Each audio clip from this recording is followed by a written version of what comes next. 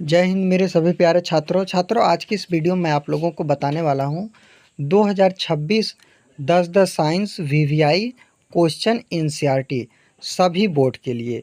देखिए दोस्तों, आप किसी भी बोर्ड से हैं और आपका जो कक्षा 10 का विज्ञान है यानी साइंस है, उसके आपका जो क्वेश्चन आता है वह विद्युत धारा से भी 2 से 4 नंबर के क्वेश्चन बन सकते हैं और यहाँ से 2 नंबर या 1 नंबर का क्वेश्चन तो गारंटी बन सकता है। और आप इसको सिर्फ एक बार समझ लीजिए, यदि आप इसको समझ गए तो आप भूलेंगे नहीं। इतने अच्छी तरीके से मैं आपको समझाऊंगा।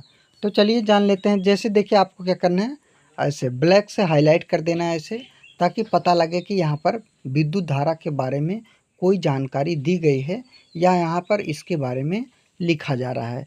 देखिए, किसी चालक में आवेश प्रवाह की दर को विद्युत धारा कहते हैं।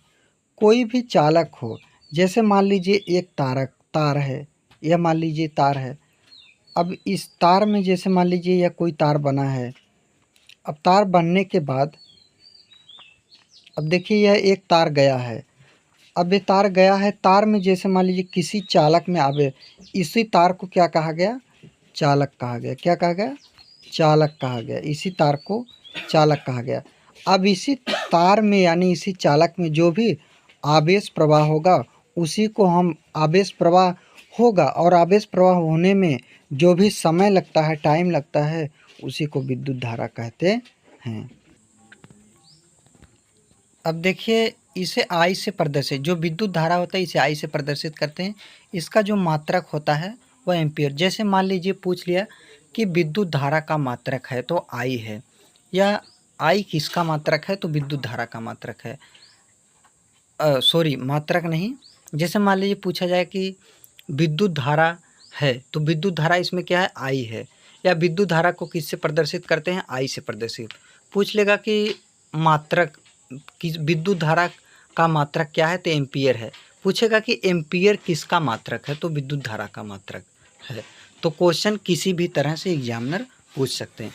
इसका सूत्र होता है Q बराबर आई बटे आई गुणे टी। Q बराबर आई गुणे टी, यानी आवेश बराबर विद्युत धारा गुणे समय।